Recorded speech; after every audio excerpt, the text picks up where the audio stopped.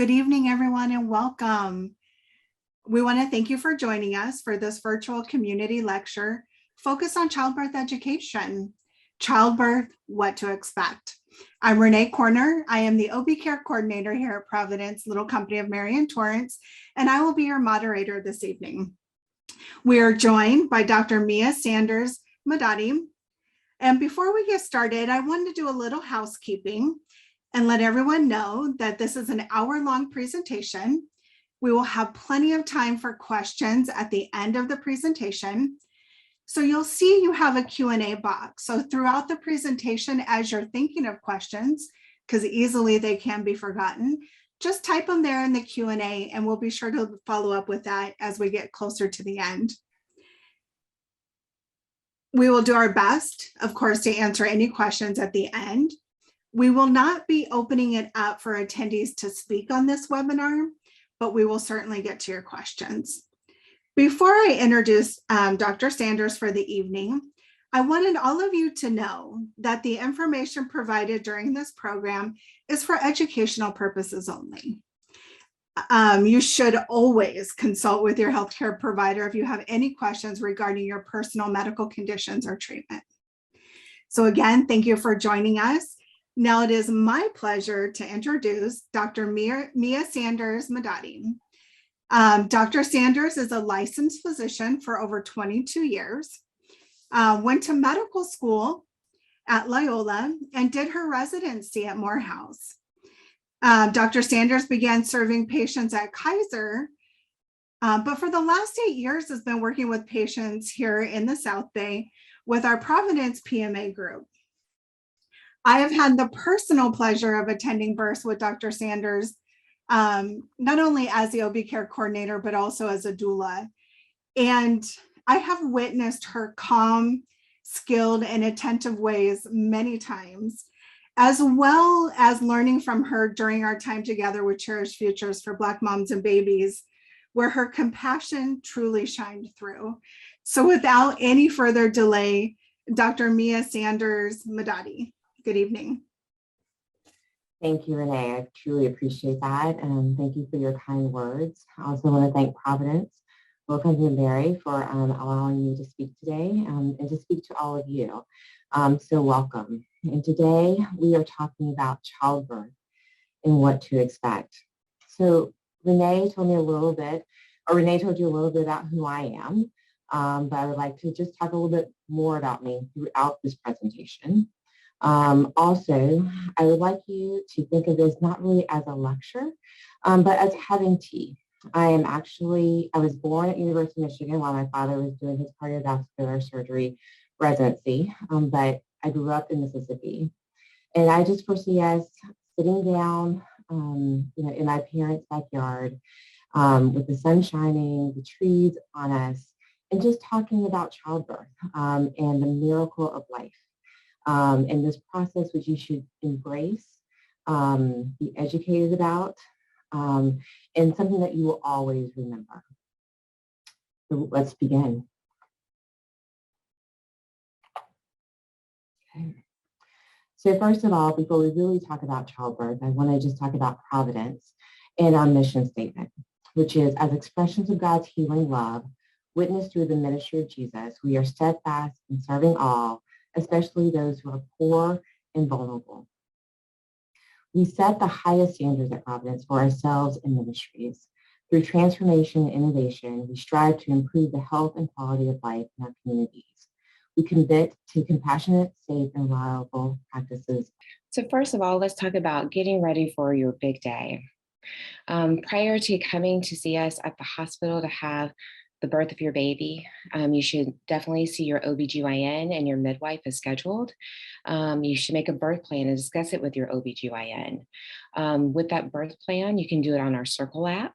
I would definitely recommend you uploading that Circle app. It has great education and information about your whole pregnancy, also about delivery, and also about the postpartum as well.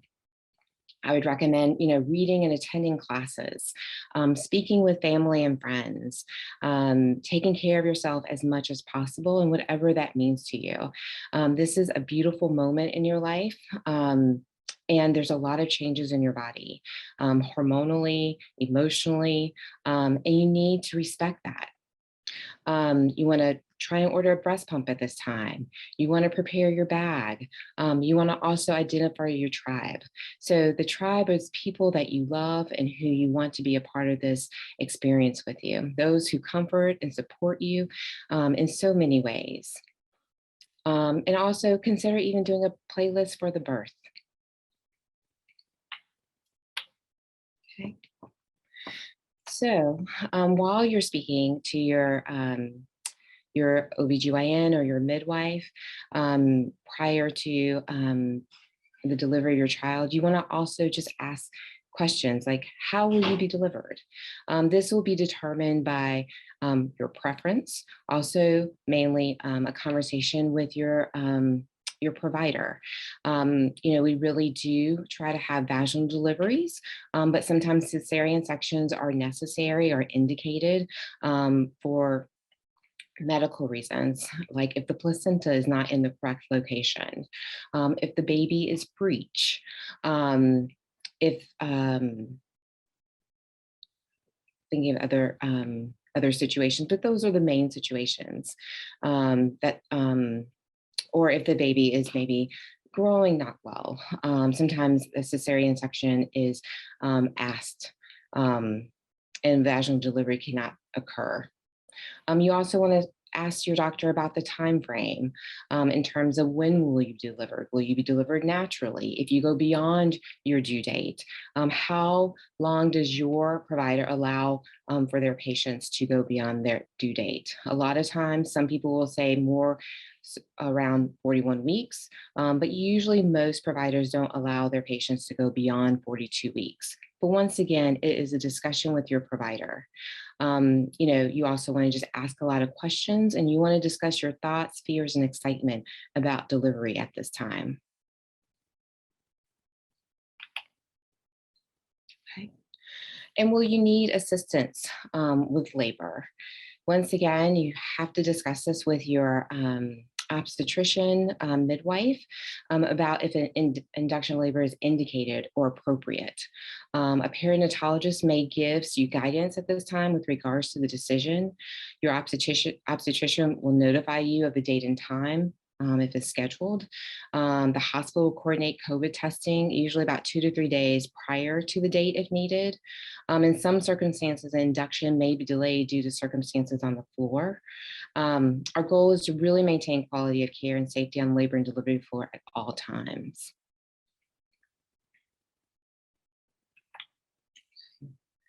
And 3 key points just to remember throughout this process. Everyone's journey and story, the conception, the pregnancy, the labor and birth are unique and noteworthy. No two stories are ever alike.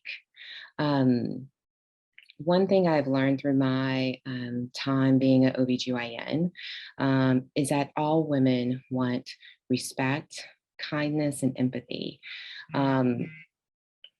Renee didn't tell you that basically after I've traveled a lot. So I grew up in Mississippi. I went to college in California. I did my medical school in Chicago. Then I went to Atlanta for my residency. Then I went to New York to work and returned back to Atlanta. After residency, I actually also went to South Africa. And then now I'm in California, which I call home. But as I stated before, what I learned and what I've respected about the birthing process, about prenatal care, is that we as women just want to really be respected. We want to be cared for, especially in such a vulnerable time in our lives. We want to know that someone is taking care of us and that someone cares. And that's what we are here at Providence to do. And that's what your OB ultimately wants as well. Our desire in terms of Providence, Low Company and Mary want all patients and families to have a wonderful experience with superior care. And at Providence Little Company and Mary Labor and Delivery Unit, we believe in team approach with regards to delivering excellent care.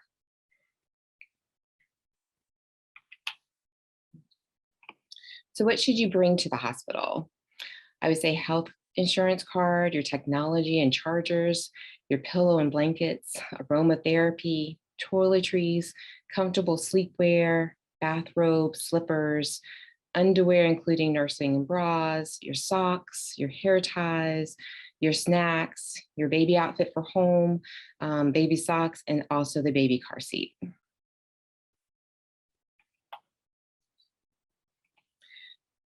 One little logistic, where is a hospital in the labor and delivery floor? It's located, the hospital is located on 4101 Torrance Boulevard, Torrance, California. It's 1 block west of the intersection of Hawthorne and Torrance Boulevards. It's west of the El Burrito Jr., the Pinkberry and Panda Express. So there are restaurants nearby if you're here at the hospital for a period of time. If you arrive at the hospital after 7 a.m., you can come through the main entrance. And if you arrive after 7 p.m., you will need to go to the emergency room entrance, and then you will be escorted to the 3rd floor where labor and delivery is. Okay. The labor and delivery rooms, what do they look like? Well, they're home-like, soothing environments with private bathrooms and showers. They're couch sleeper for your partner or support person. There also will be a bassinet there for you. There is a mini refrigerator. There's access to a microwave and ice machine. 50% of the rooms have been renovated to look bright and airy, and to also include an overhead delivery. It looks beautiful, and the project will be completed this year. So we're very excited about our new rooms, and hopefully this renovation will not inconvenience you if you're delivering with us this year. Okay. The visiting guidelines. So right as of now, I checked on labor and delivery today. There are 2 designated support persons throughout the hospital stay. These 2 designated support persons must be the same individuals throughout the hospitalization. Only one of the 2 support persons can stay the night.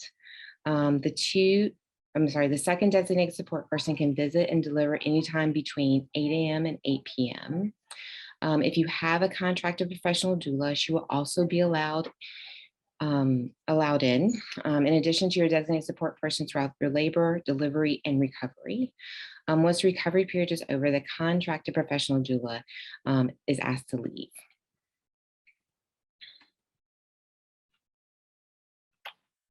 Okay. And once again, we are here to serve you. When you come to the 3rd floor, you'll be greeted by passionate staff. You'll have dedicated administrators that are overlooking the floor. Your obstetrician, gynecologist, and or midwife will be ready to take calls on your behalf when you're being taken care of. One thing I'm very happy about is that we are now opening and have a midwife that is present, and we are welcoming midwives to come to this area. Julie Oates is our midwife, who is affiliated with Dr. Ritchie, and she has been lovely to work with, and her patients have enjoyed her care, and we will enjoy seeing more midwives on the floor and hope for them to come to the floor. We also have perinatologists involved with your care if necessary. There'll be anesthesiologists who are actually in-house 24 hours a day that are here to provide care and to provide epidurals or any type of anesthesia that is needed if you are needed to go to the operating room. We also have neonatologists who are in-house, and they're here 24 hours a day. They're here and available to be at your delivery if there's any concern about the baby. They're also available and attend all of our cesarean sections. They're also will round on your baby if your pediatrician doesn't come to the hospital. Lately, pediatricians don't now normally come to the hospital. And usually there is someone at the hospital that attends to the babies, but some pediatricians still do. But do not worry, if your pediatrician is not in the hospital, your baby will be cared for, especially if there's an emergency. The neonatologists are wonderful and excellent, and really happy to have them here and to help us with your care. We also have gynecology and oncologists that we're able to call really 24/7. And they are helpful when there are true emergencies and that require more care, especially if there is a situation with a cesarean section or with bleeding.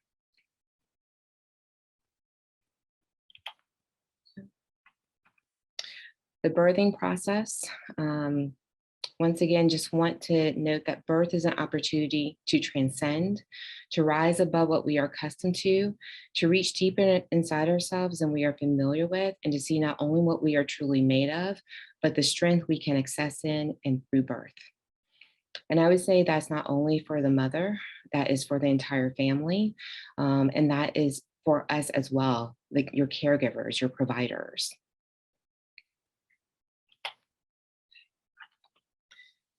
So probably some key questions you have. When are women admitted to the hospital?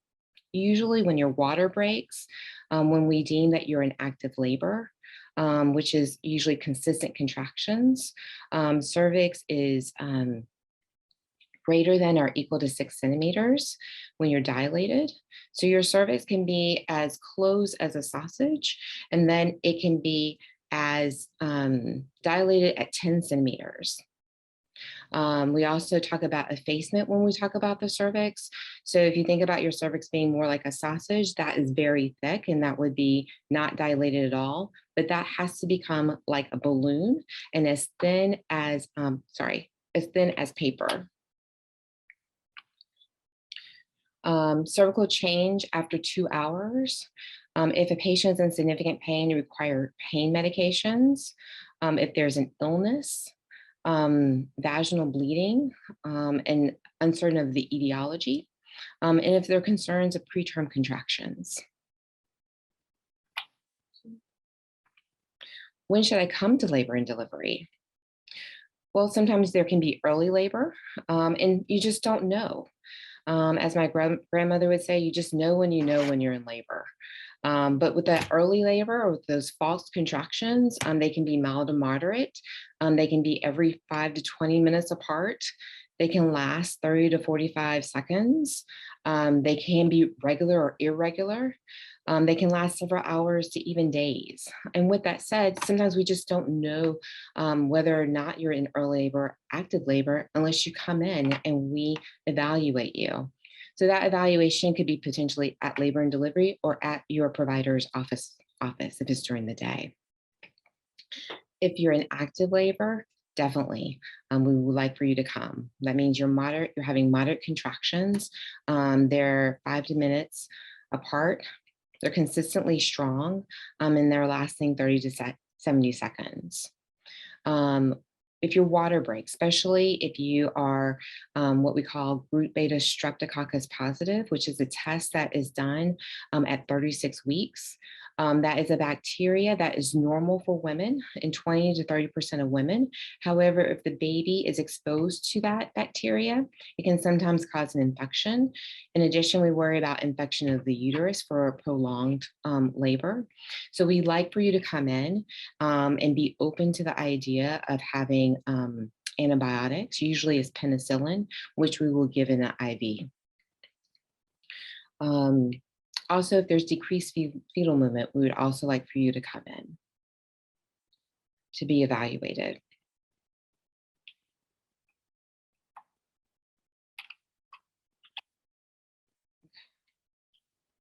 So I know we were talking about once you're admitted to the hospital, what happens, right? So it really depends upon where you are in the process.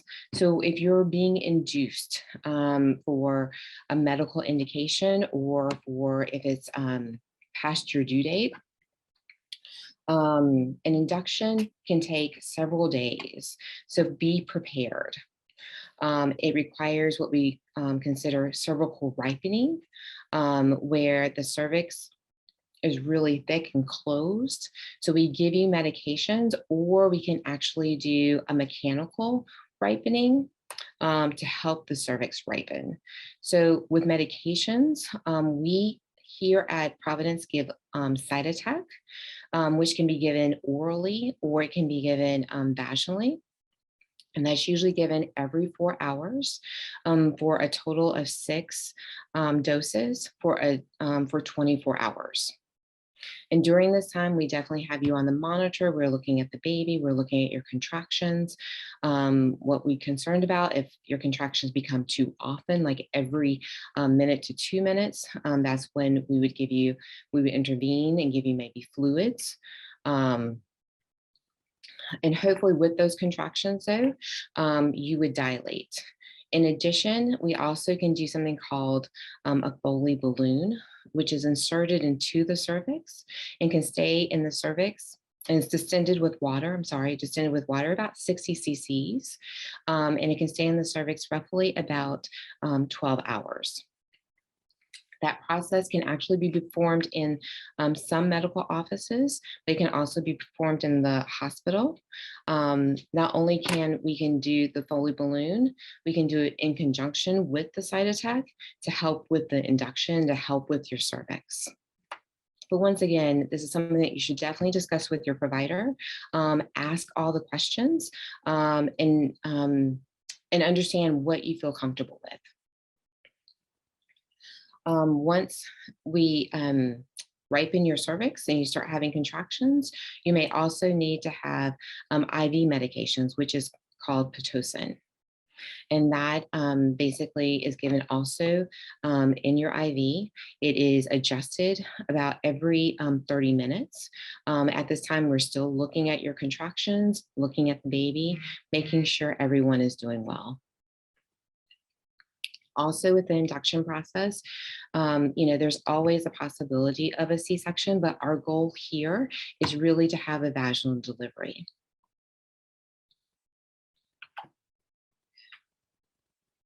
Okay. So if you're not being induced and say you just come in and you're in labor, your question may be, well, I need assistance with labor. We really try to be conservative with medications and only give them when you need it. After examining you, after evaluating you for several hours, we would consider maybe giving you Pitocin if there's a lack of progression. And when we talk about a lack of progression, if the cervix is not effacing, meaning getting thinner, or the cervix is not dilating, changing, because you need to go from close to 10 centimeters if you're not having contractions. So normally those contractions is what causes the effacement and the dilation. And we like for those contractions to be about every 2 to 3 minutes. Also, we may, give Pitocin if the baby we don't feel is coming down like it should as well.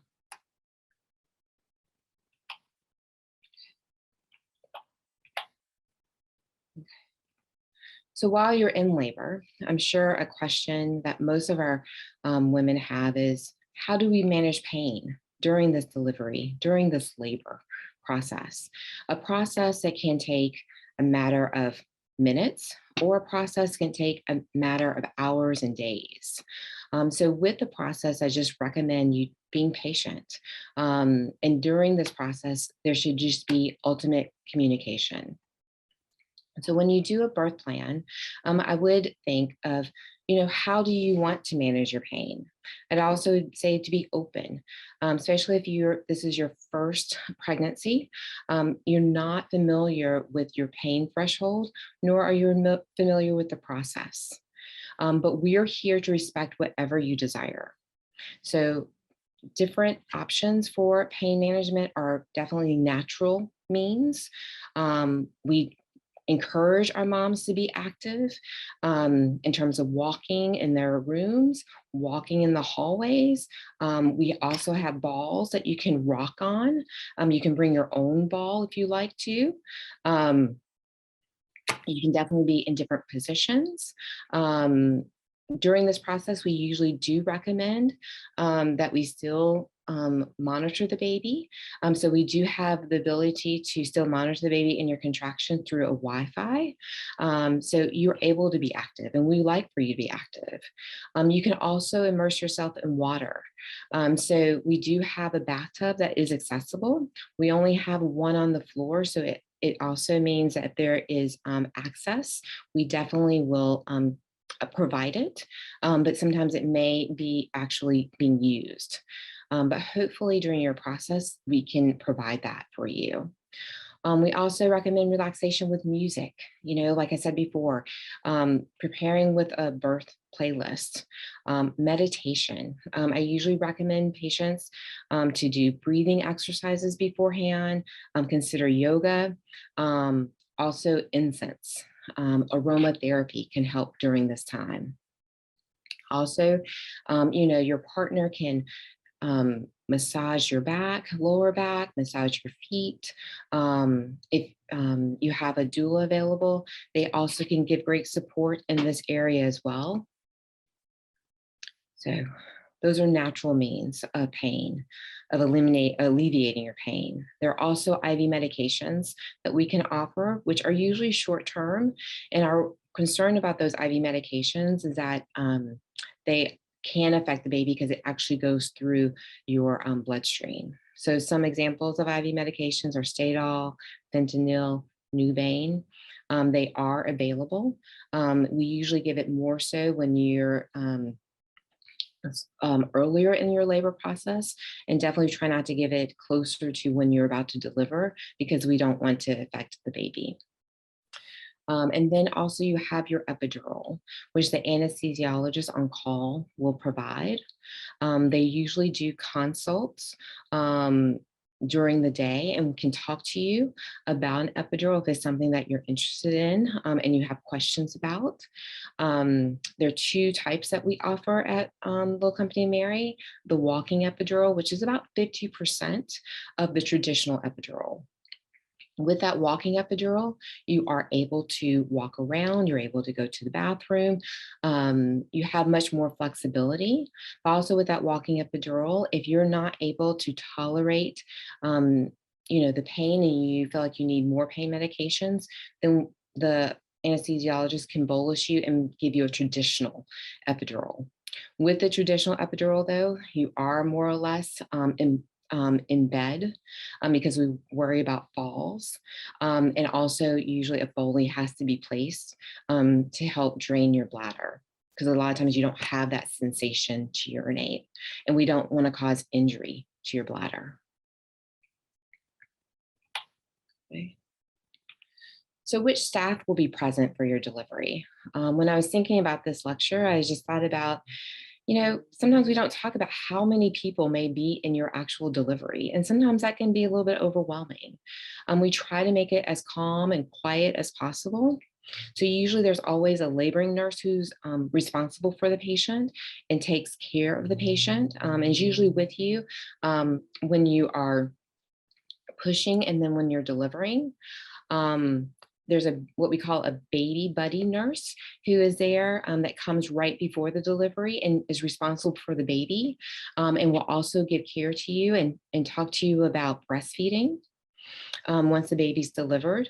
Your obstetrician, gynecologist, and or midwife is also there for the delivery. However, if the obstetrician, gynecologist, or midwife is not there for some reason, say if you come into the hospital and you are ready to deliver immediately, we have a laborist on the floor 24/7 that is there to be prepared for these emergencies and to take care of you. So there's always someone on the floor that can take care of any obstetrical needs. Very fortunate to have that. As an OB, practicing OB, it's just always good to have that person there, not only for the emergencies, but also just another person in case there is a concern about a delivery, in case there's a need for a C-section, that person usually assists. So the laborist on the floor is invaluable.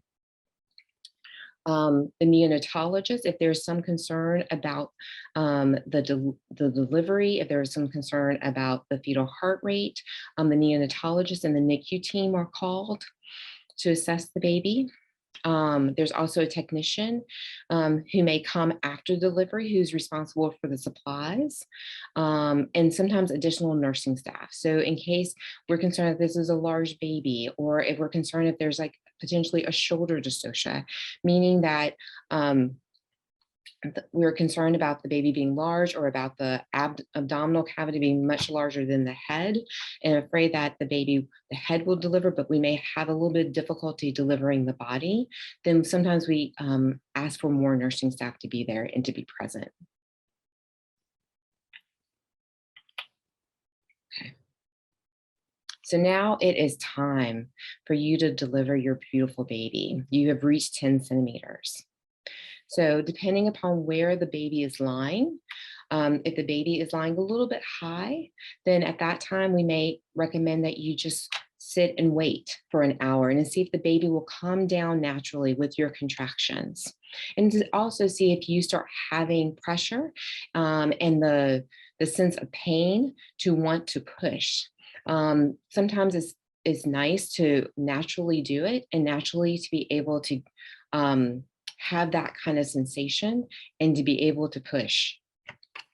However, if the baby is low, what we would consider maybe at +1 or +2 station, then sometimes we'll just allow you to push. And don't be afraid of the pushing. Your nurse, your provider will potentially be there to help you push and breathe. It is a learning process. We know, especially if you're a first-time mom, or even if you've had other pregnancies and deliveries, you forget. So we are there to coach you, to help you with the process. And it's very important to push with the contractions and to breathe effectively. And we will coach you through that process. We respect the use of different positions. So the squatting position, we may also have you on your sides. You can also be on all fours. You may push up to about 4 hours. So it's like running a marathon. It may not be as easy as 10 to 20 minutes. It may be 4 hours. So once again, be patient with the process, embrace the process. Sometimes if there are concerns about the heart rate of the baby, the provider may discuss with you about a vacuum. That doesn't happen very often, but if it does, what the vacuum is actually placing, it kind of looks like a little mushroom that we place on the head appropriately. And when you push, we actually put a little bit of pressure just to help glide the baby down. But usually we try to talk to you about that beforehand, and why we're doing it. So there is a little bit more of a discussion and just not doing it, more or less. Like I said, usually there's an indication for it, and it's not something that we normally do, but I thought I would just present it to you today. We rarely perform episiotomies here at Little Company of Mary. Our rate as a hospital is 3.5%. So it's not customarily what we do. We really do allow you to push and deliver your baby over the perineum. And it is very common for you to potentially tear. We try to prevent that by using like mineral oil and stretching the perineum. But a lot of times, especially with your first baby, a tear is very common. The tears are actually staged. First degree is very superficial. Most women have a second degree where it is the superficial layer and some of the muscle. The third degree and fourth degree involve more of the muscle of the rectus. So, and those are very uncommon.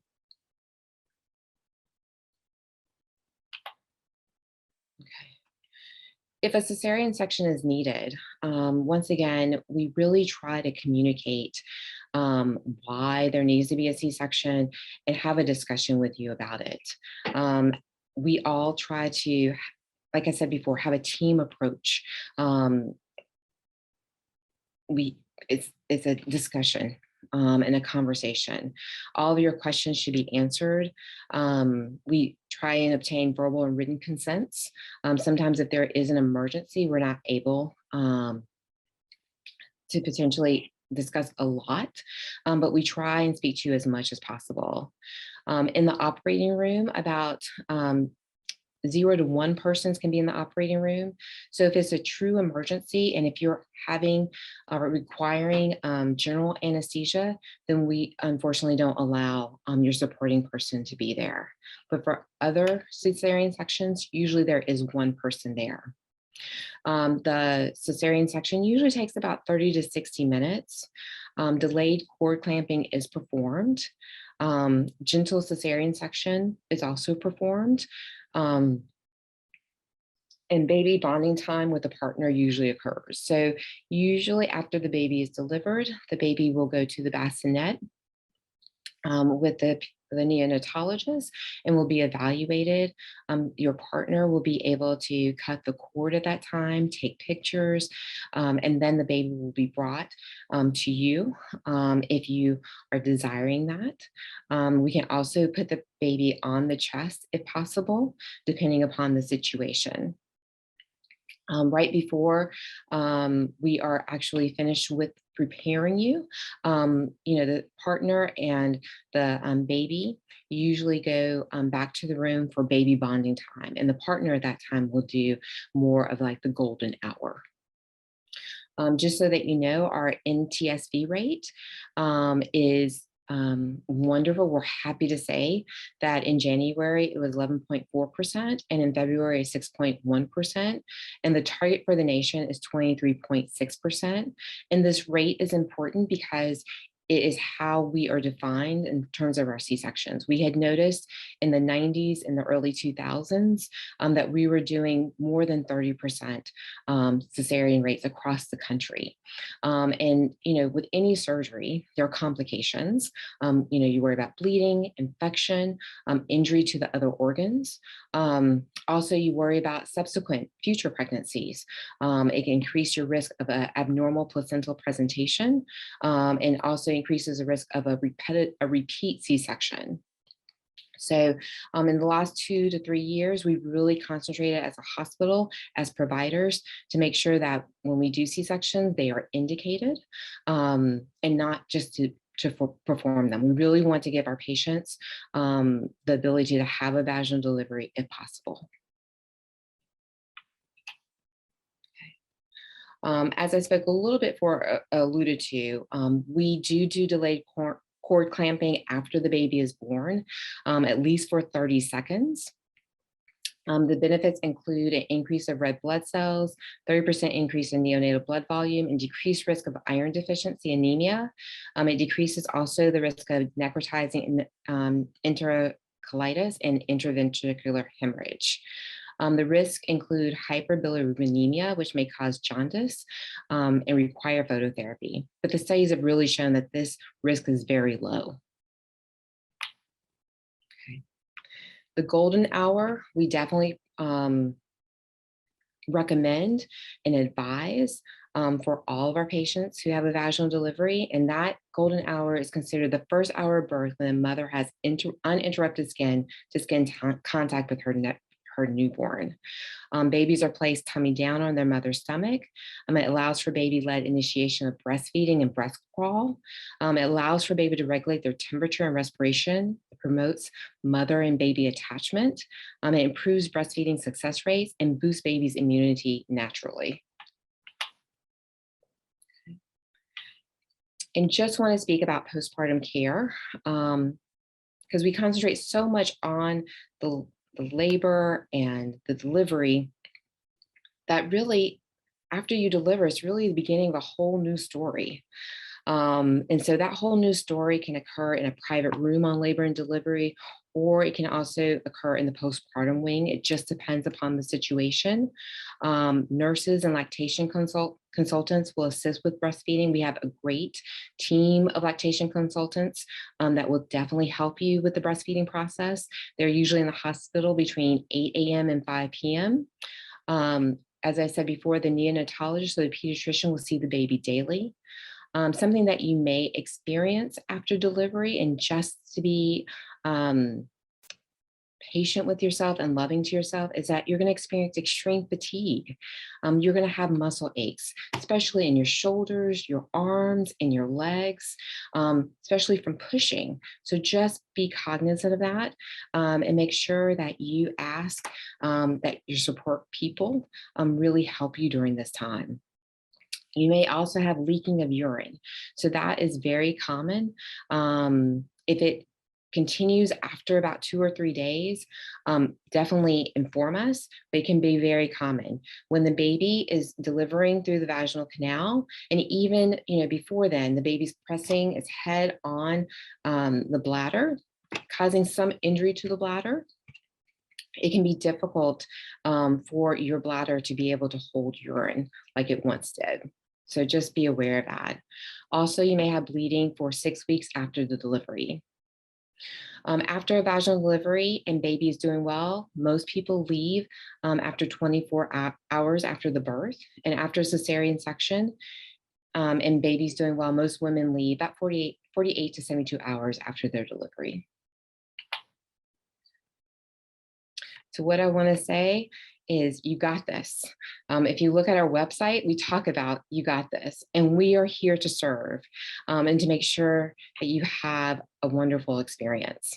Sometimes, unfortunately, you may not have the experience that you desire. So I would definitely recommend to just be open to it, but we are here to help you through the experience and hope that you have a wonderful one. So thank you very much. Thank you, Dr. Sanders. Amazing presentation. And moreover, I love how you discussed the care of the patient is a shared decision-making throughout the process, and how our amazing physicians really include the family in those decisions so that they feel very well supported before, during, and after the birth of their baby. So I really appreciate that. So I wanted to talk with you guys a little bit more about the other things that we offer here at Providence Little Company of Mary. And I think you'll be excited to learn that we continue to do so many things to support our patients that we're very proud of. So let's talk a little bit more about what you can expect and how Providence supports you. This is kind of brand new. It has not been shared with the public yet, so you guys are hearing it hot off the press. Unless you've attended a couple of our Tuesday calls, Providence is now starting a doula program. So if you are interested in having either a birth or postpartum doula, you can fill out the form and we can help you find a doula that is the best fit for you. We are going to talk about the benefits of having a doula, how the Providence program will work, and how you can secure a doula. And then I really want to talk with you about our childbirth preparation classes. We offer some amazing classes. Our instructors are incredible, and we do offer them both in English and Spanish. So we'll be talking a little bit more about those classes that we offer.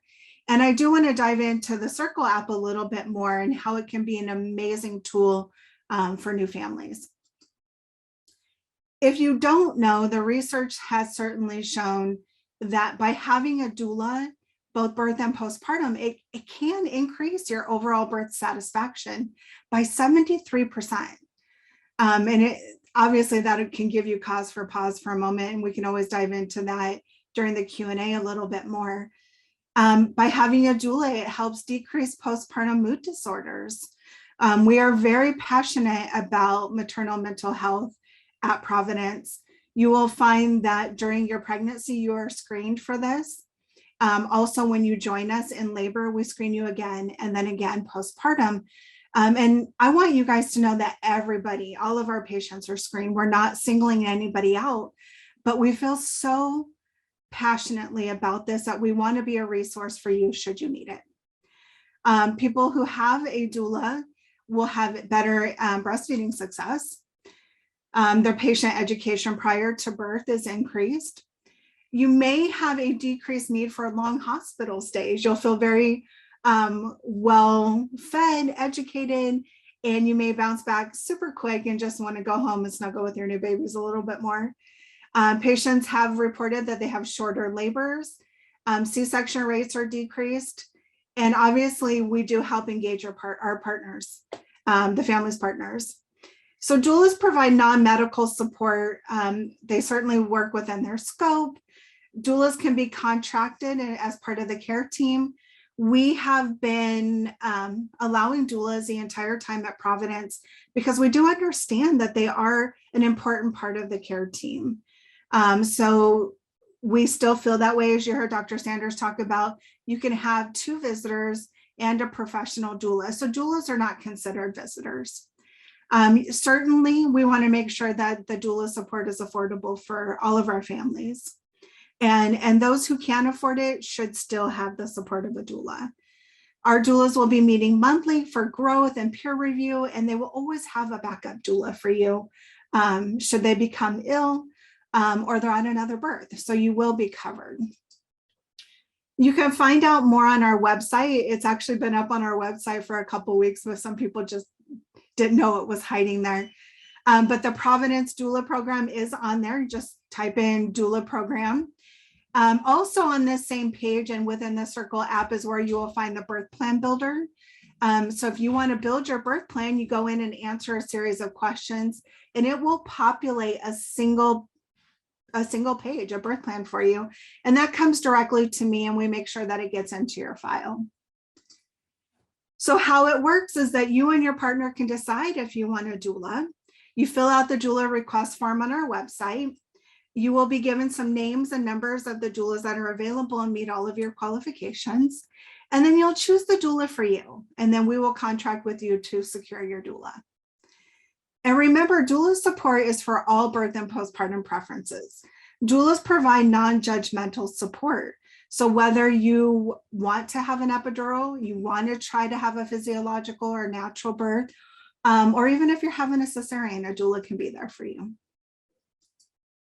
One of the other things that is absolutely, I believe, imperative for preparation for your birth is to take the childbirth classes that we offer here at Providence.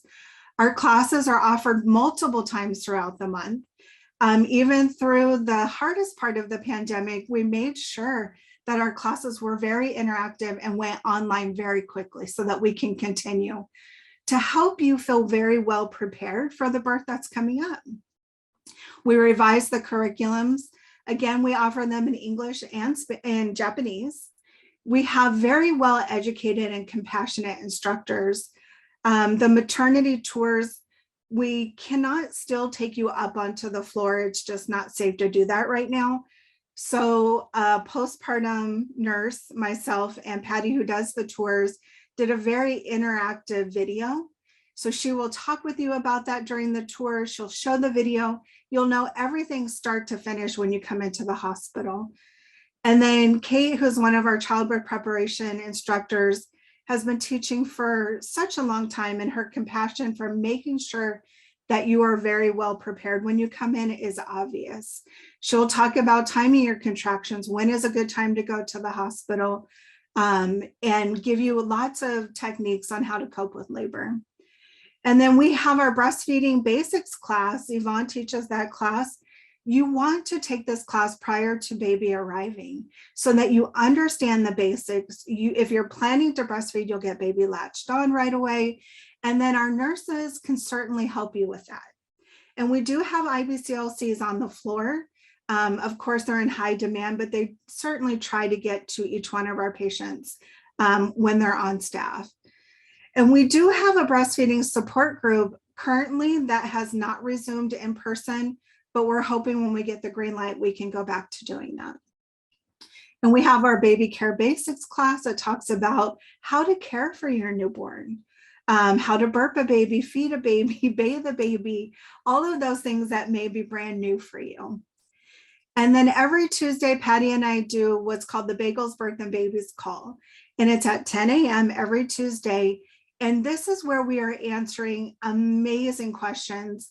And moreover, what has happened from this, which we never could have projected, is that families have gone on to connect with other families and really have created this beautiful community in the South Bay of supporting one another. And our overall philosophy through all of this is we know that you don't know what you don't know.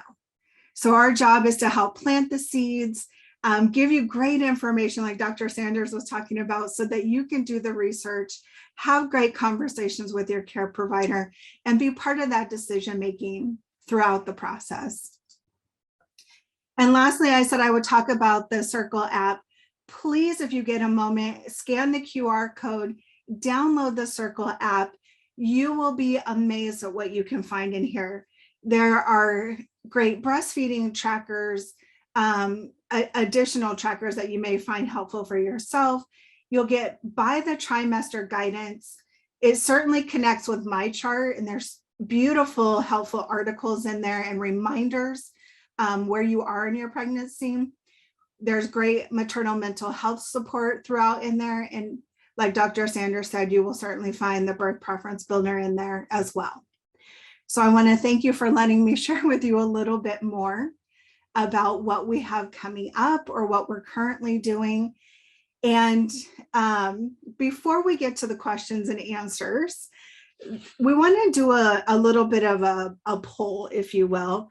And I believe that one of our moderators is going to put that up for you. So if you, I know you have some questions, but if you could please answer the poll that you see appear on your screen and give us your honest feedback.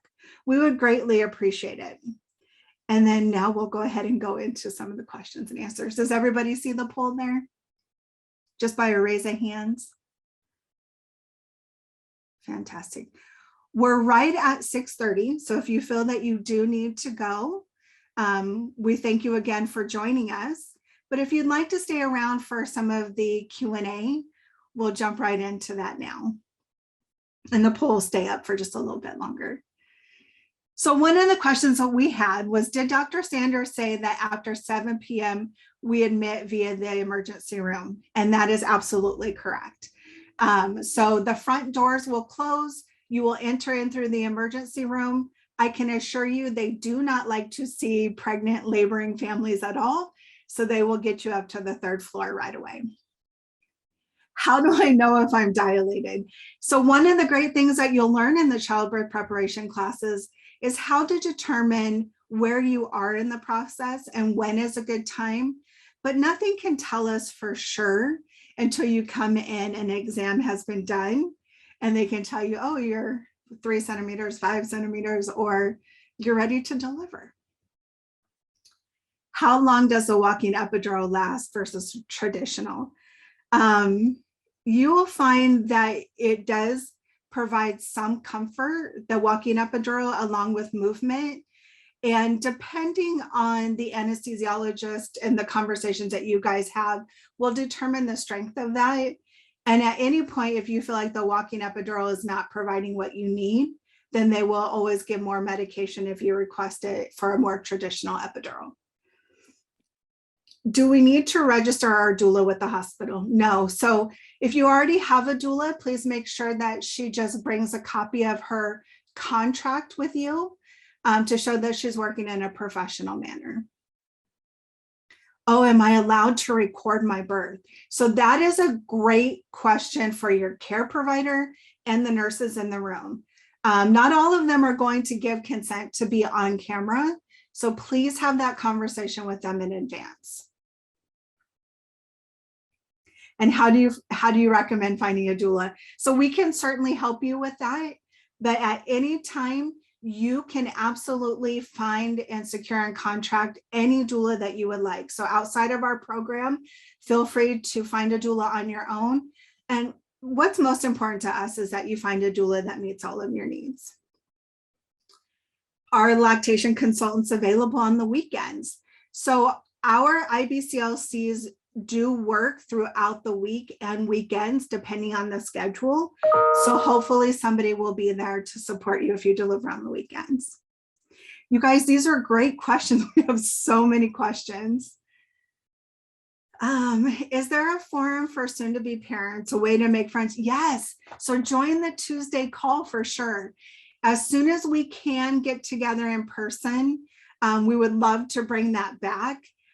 Even on the wettest, coldest day in December, I thought nobody would show up. And we had over 18 parents show up with their new babies and plenty of pregnant families as well. And we got a beautiful picture under the Christmas tree. So yes, please join us. Can planned C-sections happen on the weekend? Dr. Sanders, do you want to take that one?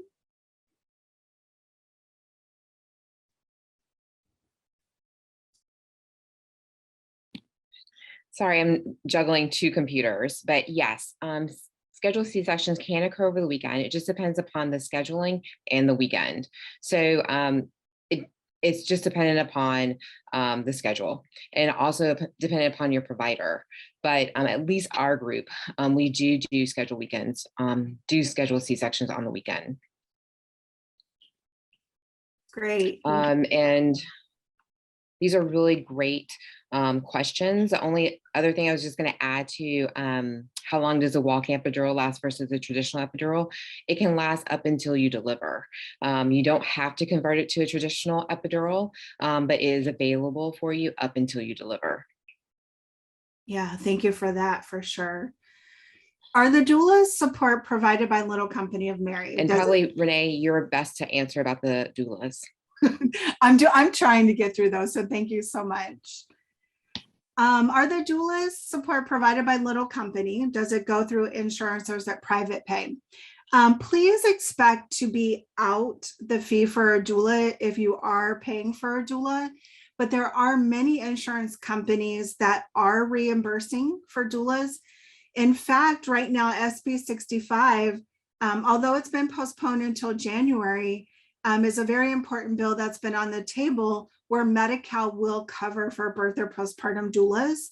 So insurance companies are seeing the value of doula support as well. Oh, there's a lot of doula questions here. How much on average do doula services cost through Providence? So if you go to our website, you'll see that there are different price options, but please always reach out to me and we can talk about that a little bit further because I don't want anyone to feel like they could not afford a doula. And then Dr. Sanders, do you want to take the next one about skin to skin with the newborn after a C-section? Sure. Okay. So after a C-section, we try to bring the baby to the mom for as long as we can. It just depends upon the situation. But usually, like I said, the baby will leave prior to mom going back to the patient's room, and the partner or the support person can do actually skin to skin at that time. Doing skin to skin in a C-section can just sometimes be a little bit difficult position wise, and also depending upon how the mom feels as well. Great, thank you for that. How soon do we need to pre-register? That's a great question. Sooner the better. At any point throughout your pregnancy, you may be asked to start doing what's called non-stress tests or NST tests. So if you are pre-registered, it's a much easier process for you to come in for that additional testing. You can pre-register online, and then you will receive confirmation from our pre-registration desk. And how much is the hourly rate for the doulas? This is going to vary. Again, the tiers are online. The postpartum doulas charge an hourly rate, whereas the birth doulas charge a flat rate. So hopefully that helps to answer that. Where are these Tuesday meetings? So those are online. If you go to our website, you will see, on our Facebook, you will see that it's on our Facebook page. And it has the link on there, or you can always email me and I can send that over as well. One of the things I'd hope to get from this meeting is what is to expect for the hospital to provide for us. I know that sometimes people talk about needing cooling pads or peri bottle. Do I bring my own? Absolutely 100%. Anything that you need for your recovery, for your comfort at the hospital and baby's needs, we cover that. So you don't need to bring diapers or pads. We will provide gowns, underwear for mom, t-shirts, blankets, hats, diapers, everything for baby. And what I always tell everybody is please pack super light. One carry-on size bag to include going home outfits for all of you, maybe some snacks and your toiletries is all that you need. Everything else we can provide for you or your partner can grab for you if you need something special. But we watch oftentimes the partners or dads really struggling taking 4 loads down to the car of stuff that you never actually used. So please pack super light. Are all anesthesiologists that work in the maternity in the same network as Providence Little Company of Mary? Dr. Sanders, do you know the answer to that? So they all are part of the same group. I think it really depends upon your insurance company, whether or not they are covered. They should be, but I have had situations, very rare, that it wasn't covered by your insurance. So if there's a question, I'd ask for you to ask the provider or even call the hospital to make sure that it is covered.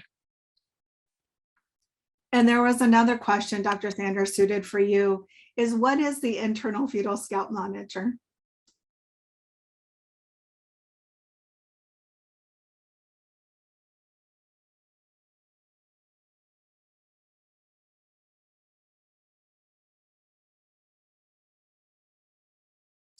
Did you hear that, Dr. Sanders?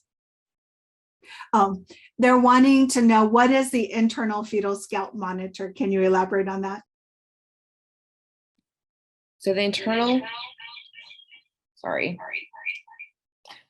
fetal scalp monitor is a small monitor that we place on the scalp of the head, usually when we're concerned about the heart rate, whether we can't follow the heart rate consistently with the external monitors, or if the baby's having some type of distress or decelerations.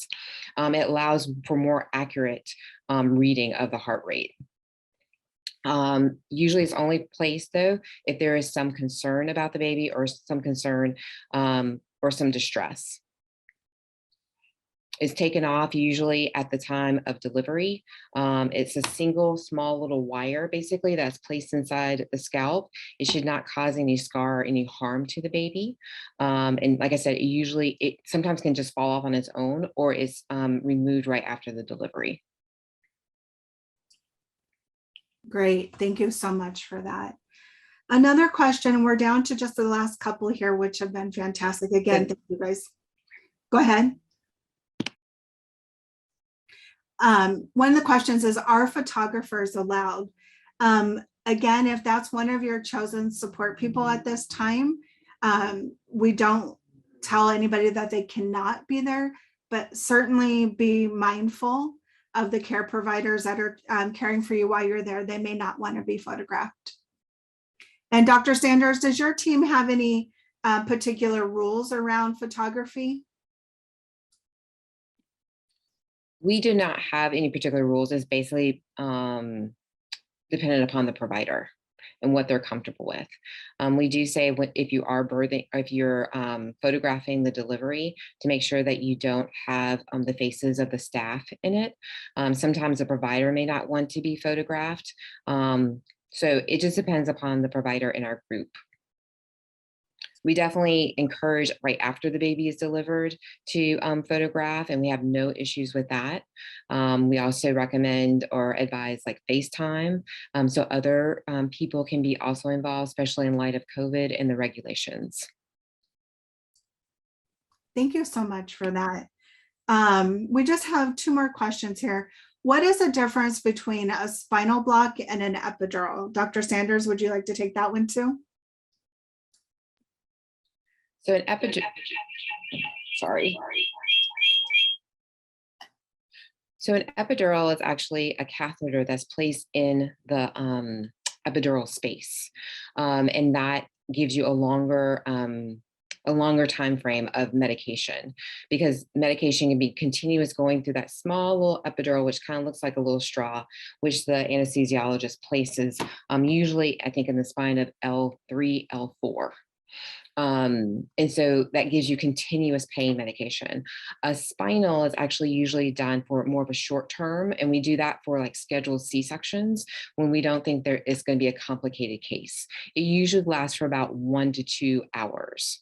That also is placed in the back in the spinal space, but it just doesn't last as long because there's not a catheter associated with it. So there's nothing to remove after the epidural, like an epidural. And it allows for you to have a probably greater movement in a greater time span.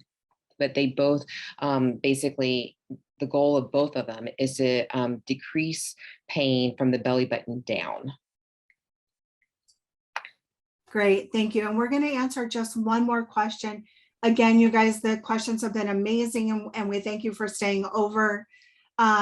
What do you recommend for the support people as far as routine, staying overnight, going back and forth, or any insight on that? Sure, you're going to know in the moment what you as the birthing person will need from your support people. So we're sure that you'll generate a conversation.